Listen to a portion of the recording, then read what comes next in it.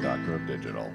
And welcome to Love Letters. Love Letters are a collection of love stories so people get lost, get crazy, and disoriented in the name of love. Another amazing episode. The Theology of the Chrome. Sacrificial Love in Section 8. Cyberpunk. And Runners Part 1. The Cyberpunk Edgerunners presents one of contemporary animation's most devastating explorations of sacrificial love, a tragedy that functions less as a cautionary tale than as a history of religious meditation on what it means to love in systems designed to make love impossible. David Martinez and Lucy's doomed relationship in Night City offers a framework for examining ancient Christian understandings of kenotic love, the distinction between agape and eros, and the paradox of personhood in environments that reduce human beings to commodified parts. Their story mirrors the fundamental tension in early Christian thought between worldly ambition and spiritual calling, between the body as sacred vessel and the body as exploitable resource. Lucy's final scene, alone on the moon, carrying the weight of love that survives its beloved, crystallizes a distinctly Christian paradox that witness and memory can redeem even unrealized dreams, that love's meaning persists beyond the lover's death. Beyond the lover's death. Interesting, Mr. Ming. So let's start with the world itself. Night City is the hyper-capitalist dystopia where everything bodies, memories, relationships gets commodified. Why does become the only thing that matters in the world like that? That's exactly the right starting point because you can't understand David and Lucy's relationship without understanding the theological architecture of Night City itself. What we're seeing in Edge Runners is a kind of eschatological inversion, a world that has systematically eliminated every traditional source of meaning except the one thing it cannot fully commodify: genuine self giving love between persons. Let me ground this historically. Early Christian communities faced a similar problem in the Roman Empire, though obviously expressed differently. The Greco Roman world offered multiple pathways to meaning: civic virtue, military glory, philosophical contemplation, familial duty, and patron client relationships. But as the empire commodified these relationships, think about how the patron client bonds became transactional, how military service became mercenary, how given even philosophical schools operated as status markers. Early Christians argued that only agape, self giving love rooted in divine example, could provide stable meaning. Gregory of Nyssa, writing in the 4th century, articulates this in On the Making of Man when he argues that the human person bears the image of God precisely in the capacity for self transcending love. He writes, "The soul shows its royal and exalted character, in that it owns no lord and it is self governed, swayed autocratically by its own will. For to whom else does this belong than to a king?" But here's the crucial point. Gregory immediately clarifies that this autonomy finds its fulfillment not in isolation, but in voluntary self gift. The person becomes most fully personal, most fully image bearing in the act of loving another. Night City inverts this completely. It offers the illusion of autonomy. You can chrome yourself, climb the social ladder, become a legend, but every pathway to meaning requires commodifying yourself. David's journey epitomizes this to become something special for Lucy. He progressively transforms himself into a product, installing military grade cyberware that literally replaces his humanity with marketable violence. The city whispers the Roman imperial promise: glory, recognition, immortality through achievement. But it's a devil's bargain because the achievement requires self annihilation. Contemporary neuroscience helps us understand why love resists commodification in ways other meaning sources don't. Attachment research, particularly the work of Alan Shore and Dan Siegel on interpersonal neurobiology, demonstrates that human brains are fundamentally social organs. We literally co regulate each other's nervous systems through a relationship.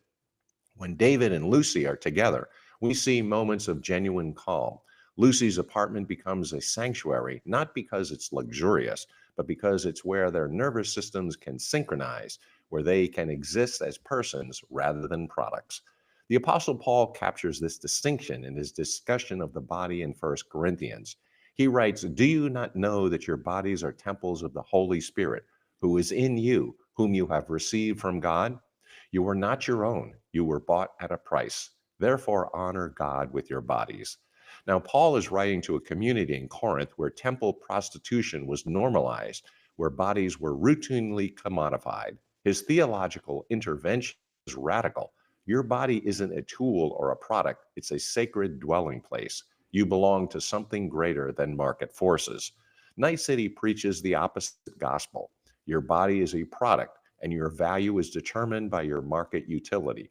Ripper docs install Chrome, fixers broker deals, and everyone's constantly upgrading to stay competitive. It's a late stage capitalism as theology, the market as ultimate arbiter of worth. In this environment, the only act of resistance is treating another person as genuinely other, as having intrinsic worth beyond their utility to you. This is where David and Lucy's relationship becomes theologically significant. Lucy doesn't want David to be useful, she wants him to be. Her dream of the moon isn't about David achieving something on becoming something important. It's about escape from the system entirely, about a place where they can exist as persons rather than assets. When she says she just wants him to stay alive, she's articulating a radically anti market position. I love you independent of what you can do, achieve, or become.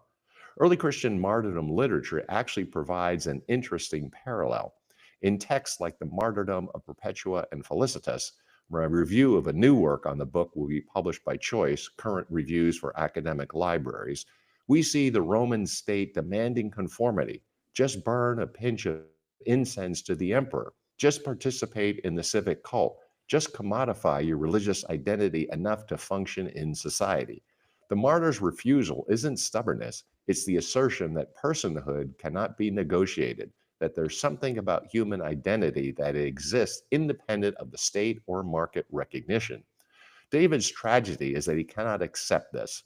His love for Lucy is genuine. That's what makes it tragic, but he expresses it through the city's logic, becoming bigger, stronger, more legendary. He thinks he's protecting her by becoming someone who matters in Night City's economy of violence. But Lucy understands something David doesn't. In Night City, becoming someone who matters means ceasing to be a person at all. The neuroscience of trauma illuminates while David makes this mistake. Bessel van der Kolk's research on trauma and attachment shows that when our primary attachments are disrupted, as David's is by his mother's death, we often develop anxious or avoidant attachment patterns. David's attachment style becomes achievement oriented. I will earn my place in your life by accomplishing something worthy of you. It's the wounded child's logic. If I'm impressive enough, valuable enough, I won't be abandoned together again. Lucy, by contrast, demonstrates what attachment theorists call secure attachment seeking. She doesn't need David to be impressive, she needs him to be present. Her repeated attempts to get him to leave Night City, to abandon the edge runner life, to just survive, these aren't nagging or lack of ambition. They're the voice of someone who understands that love is about presence, not performance. Night City makes love the only source of meaning precisely because it has successfully commodified everything else: glory, achievement, even the body itself, leaving only the irreducible fact of person to person recognition as genuinely valuable. In conclusion, this creates the conditions for tragedy. When the only meaningful thing left is love, and the world demands of you sacrifice love to achieve anything the world recognizes as valuable, you face an impossible choice that early Christians would have recognized as the martyrdom question in a different dress. Mr. Mick, you mentioned David's anxious attachment style. Can you dig deeper into the different ways of relating to each other create the tragic misalignment at the story's heart? Absolutely. And this is where the psychology of attachment meets Christian anthropology in fascinating ways. What we're witnessing in David and Lucy is a collision between two fundamentally different understandings of what it means to love someone well. And both understandings are shaped by trauma, by their particular wounds. Let me start with David. His attachment pattern is what researchers would call anxious, preoccupied with achievement oriented compensation. That's a mouthful, but here's what it means practically. David experienced profound attachment disruption when his mother died. Gloria wasn't just his parent, she was his entire secure base, his proof that he mattered to someone. When she dies, David doesn't just lose his mother, he loses his fundamental sense of being valuable to another person. Now, attachment theory, particularly the work of Mary Ainsworth and John Bowlby, shows us that children develop internal working models of relationships based on their early experiences. David's working model becomes I'm valuable only if I achieve something worth valuing. This isn't conscious, it's neurological. His brain has literally wired itself to equate love with worthiness through accomplishment. When David meets Lucy, she provides the first secure attachment he's experienced since his mother's death. But here's the tragic element. David's internal working model tells him this attachment is conditional, not because Lucy treats it as conditional, she doesn't, but because his trauma has taught him that all attachments are. So he sets out to earn Lucy's love by becoming someone worth loving.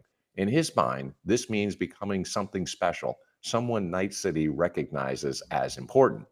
The Christian theological tradition actually has sophisticated language for this mistake. Tertullian, writing in the second century, critiques what he calls works righteousness, the attempt to earn divine favor through achievement. In On Repentance, he writes about those who think to scale heaven by their own resources rather than accepting grace.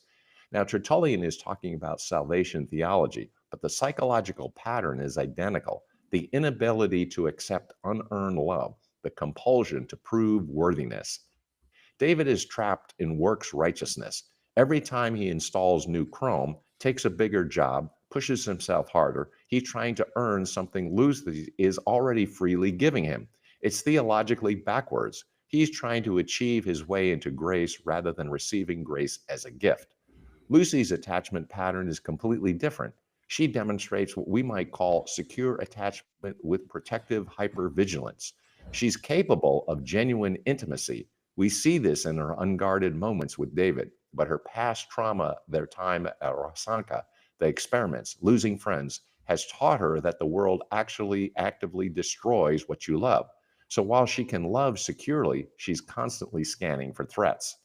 This is why Lucy spends so much time in the story trying to protect David by keeping information from him. She's killing people to erase records of David, trying to manage the threats without involving him. It's not manipulation, it's the protective stance of someone who has learned that vigilance is necessary for survival. The tragedy is that her protection takes the form of secrecy, which creates the very disconnection she's trying to prevent. John Chrysostom, the 4th century bishop of Constantinople, writes extensively about marriage as mutual vulnerability. In his homilies on Ephesians, he emphasizes that Paul's command for mutual submission precedes and frames the specific instructions to husbands and wives. Chrysostom writes, "What then does submitting yourselves one to another mean? For instance, if you see your husband troubled, do not be troublesome to him, but give way. And again, if you see your wife in distress, give way to her." The key is mutual yielding based on responsiveness to the other's state. David and Lucy love each other genuinely. That's crucial to understand, but they cannot achieve the mutual submission Chrysostom describes because their trauma patterns pull in opposite directions. David's trauma tells him, prove your worth through achievement. Lucy's trauma tells her, protect what you love by controlling the threats. Neither can yield to what the other actually needs because their nervous systems are activated by different danger cues.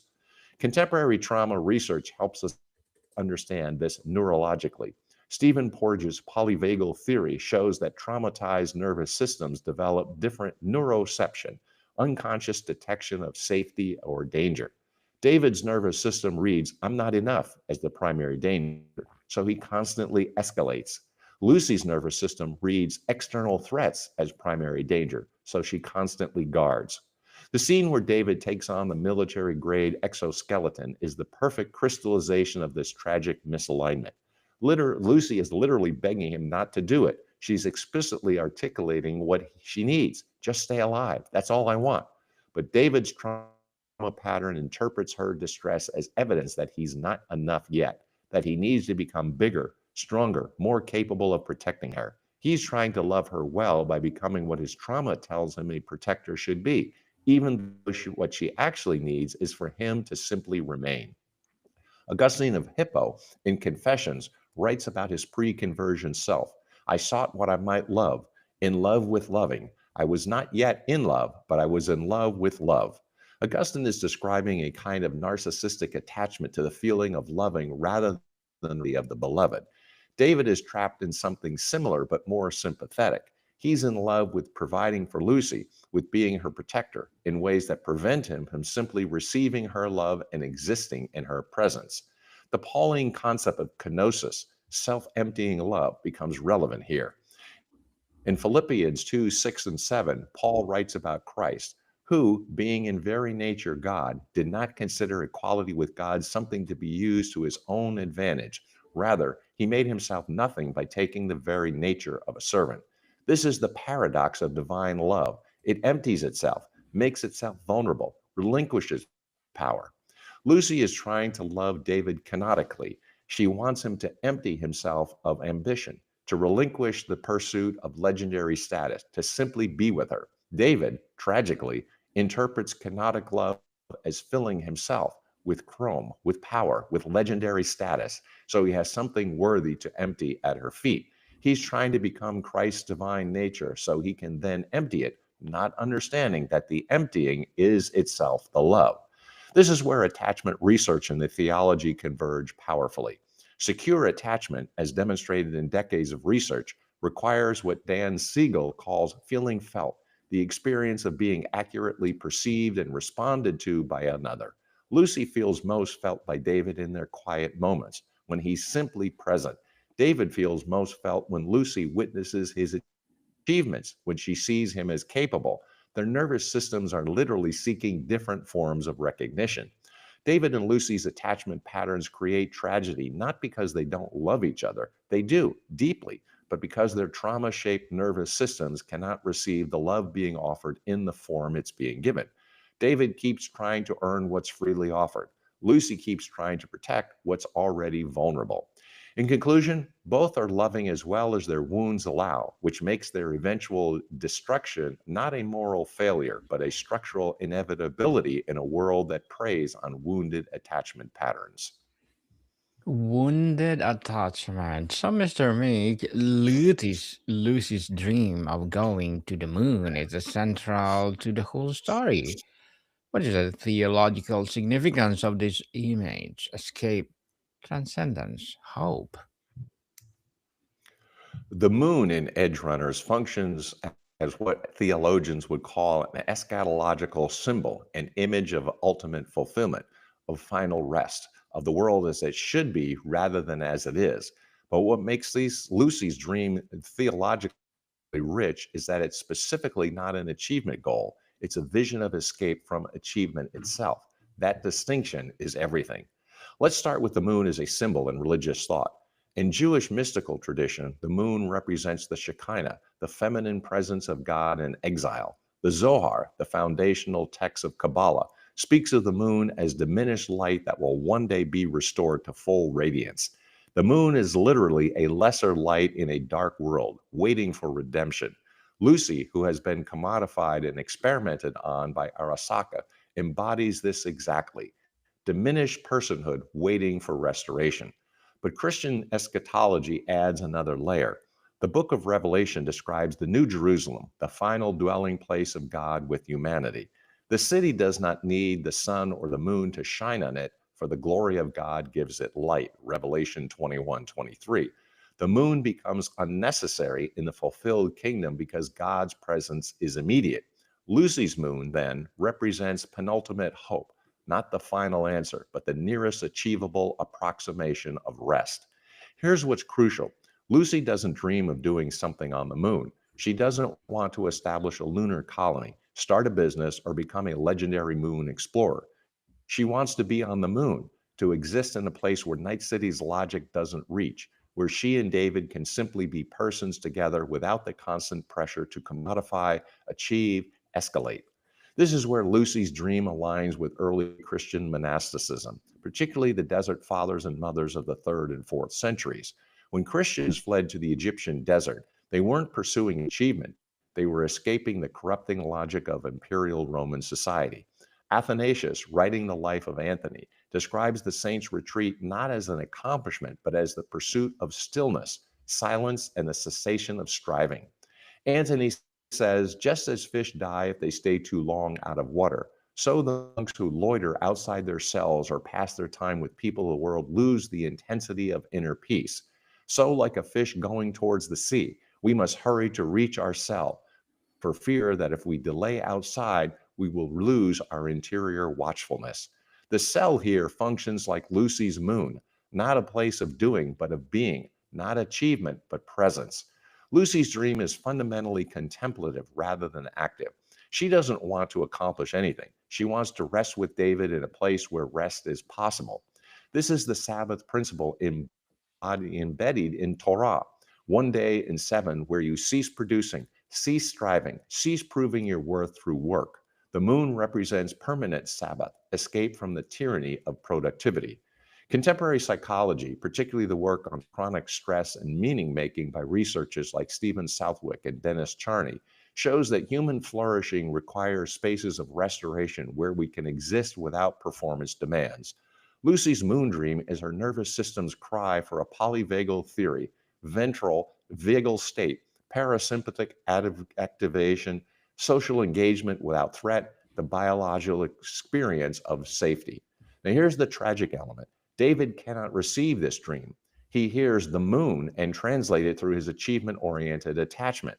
I will get Lucy to the moon by becoming successful enough to afford it. He commodifies her dream, turns it into another mission objective. He doesn't understand that the moon's significance is precisely that it exists outside the mission objective framework.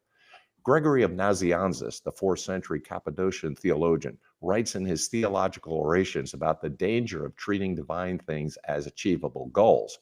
It is difficult to conceive God, but to define him in words is an impossibility. He's warning against treating transcendence as something you can climb toward through intellectual effort. Similarly, Lucy's moon isn't something you achieve through edge runner success. It represents the end of edge running itself. The structure of David and Lucy's conversations about the moon reveals this theological disconnect. When Lucy talks about the moon, she uses passive, contemplative language, watching, being, existing. When David responds, he shifts to active accomplishment language, getting there, making it happen, earning enough. She's describing grace, he's hearing works. There's also a gender dimension here that early Christian theology handles with more sophistication than modern readers often recognize. Lucy's contemplative approach to the moon aligns with what the Cappadocian fathers describe as receptive wisdom.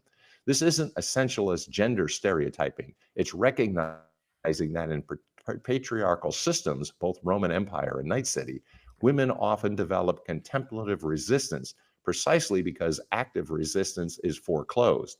Lucy's dream is her rebellion, refusing to accept Night City's logic by envisioning escape rather than conquest.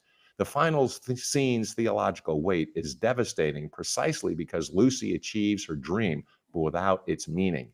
She sits on the moon alone, carrying David's jacket and memories. She has arrived at the place that represented rest, presence, shared existence, but she experiences it in isolation.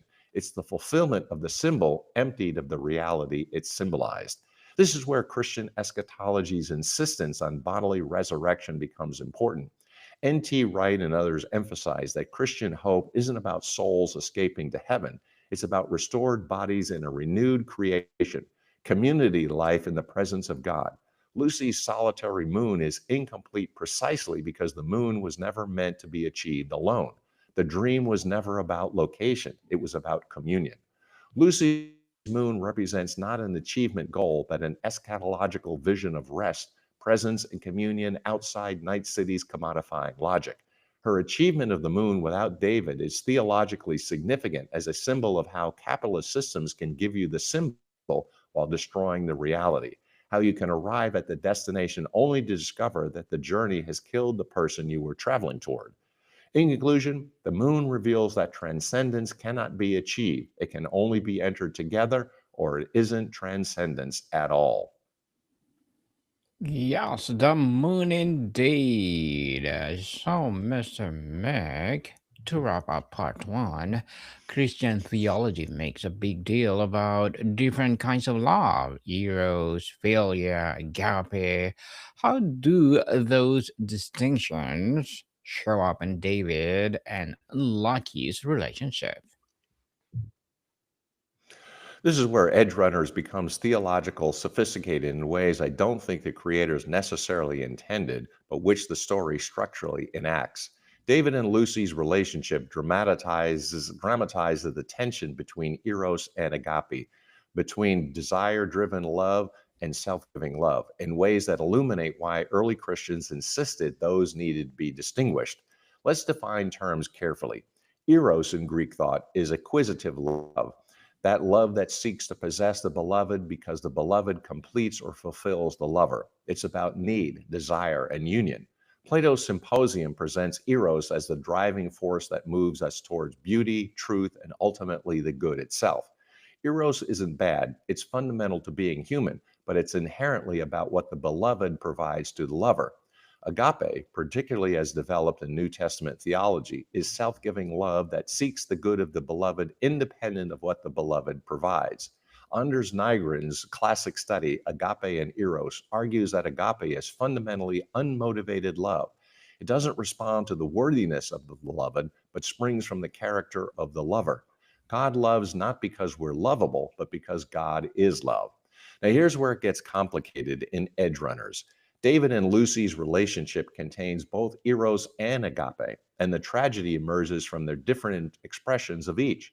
David loves Lucy with powerful eros. He desires her, he needs her, is completed by her presence, but he expresses this eros through what he thinks is agape, self sacrifice, becoming someone worthy of her, giving up his body for her protection.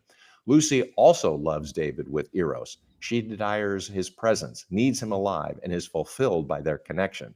But she expresses this eros through genuine agape, protecting him even when he doesn't know it, trying to secure his survival rather than his admiration, giving up her own desires, like the moon dream, to keep him safe. The crucial distinction is this: David's supposed self sacrifice is actually eros dressed up as agape. He's sacrificing himself to feel worthy of her love, which means the sacrifice is ultimately about his own need for validation. Lucy's sacrifice is genuine agape. She's acting for David's good even when it costs her her relationship that she desires. Augustine helps us understand this distinction in De Doctrina Christiana, where he differentiates between use and enjoyment. Some things are to be used for the sake of other things. Some things are to be enjoyed for their own sake. Augustine argues that only God should be enjoyed ultimately. Everything else should be loved in relation to God. But humans constantly make the mistake of treating means as ends, using what should be enjoyed and enjoying what should be used. David, tragically, starts enjoying his own sacrifice. He finds meaning, purpose, identity in becoming this legendary edge runner who can protect Lucy. He's turned the means, sacrifice, into the end, identity formation. Lucy, by contrast, uses everything: her own safety, her dreams, her comfort, for the sake of enjoying David's continued existence. She maintains the proper hierarchy. David matters, everything else is instrumental. The Apostle Paul's famous love chapter in 1 Corinthians 13 illuminates this further. Love is patient, love is kind, it does not envy, it does not boast, it is not proud, it does not dishonor others, it is not self seeking, it is not easily angered, it keeps no record of wrongs. Notice what's absent from Paul's description: achievement, impressiveness, effectiveness. Agape is characterized by what it doesn't do, doesn't boast, doesn't seek its own more than what it accomplished. And Lucy embodies this Pauline agape. She's patient with David's ambition, even as she tries to redirect it. She's not seeking to be impressive or legendary. She keeps no record of David's failures to understand her. Meanwhile, David violates almost every element of Paul's definition. His love, however genuine in origin, becomes boastful. Look what I can do. Proud, I'm special. Self seeking, I need to prove my worth. The Christian tradition's emphasis on kenotic love, self emptying love modeled on Christ's incarnation, exposes David's fundamental error. John Chrysostom, preaching on Philippians, emphasizes that Christ's self emptying was complete. He emptied himself not of his divinity, but of his outward manifestation of equality with God. He took the form of a slave. The point is total relinquishment of status and power for the sake of the beloved. Lucy practices actual kenosis. She empties herself of her dream, the moon, her safety, killing to protect David, her desire for his presence, trying to get him to leave, all for his sake. She receives nothing in return. David doesn't even know about most of her sacrifices. That's the test of agape. It gives without expectation of return or recognition. Lucy understands indwelling. She wants to dwell in David and have David dwell in her, not as persons, not as achievements or protectors or legendary figures. The moon dream represents perfect two persons dwelling in each other's presence without need for external validation. Edgerunners dramatizes the tragic possibility of loving someone deeply while loving them in the wrong mode, confusing eros with agape, treating self-sacrifice as achievement rather than relinquishment, and ultimately destroying the beloved while trying to become worthy of them. David's failure isn't a lack of love, it's misunderstanding what love requires, confusing the acquisitive mode of eros with the self-emptying mode of agape. Lucy's tragedy is loving with true agape, but being unable to make David receive it, as she watches him destroy himself trying to earn what she's already freely giving. In conclusion, this is a modern and technological love story that is rich with meaning. And as a result, if part one was about the agony of surviving and striving, be sure to listen to part two, which is about the sanctity of the survivor. Yes, looking forward for the part two, Mr. Meg. And thank you so much for sharing your knowledge and wisdom to the world. Yeah, thank you, thank you. The theology of the chrome, a sacrificial love in the secular age, cyberpunk. Edgerunners Part 1 at the running or the turning of the year, music and story coverage to help us interpret transition. A few modern narratives captures this tension as powerfully as the cyberpunk Edgerunners. As we cross the threshold from one year to the next, songs become a rituals of passage of echoing lost hope and longing for meaning in the fractured world. Mr. Meg, would you like to plug in something? Thanks for the opportunity. Write the book, grow the business. Connect with me on LinkedIn. GMIC, the Dr. Digital Smith, PhD. Listen to the Dr. of Digital podcast. Also, pick up a couple volumes I have on Amazon Burning America and On Track Ian Hunter. Yes, people, let's support Mr. Meg, and please do listen to our other podcasts, Mental Health and Music 101. So, Mr. Meg, thank you so much for your time. Thank you, my friend. Till next time, Deus Volt. Modicum people, see you soon.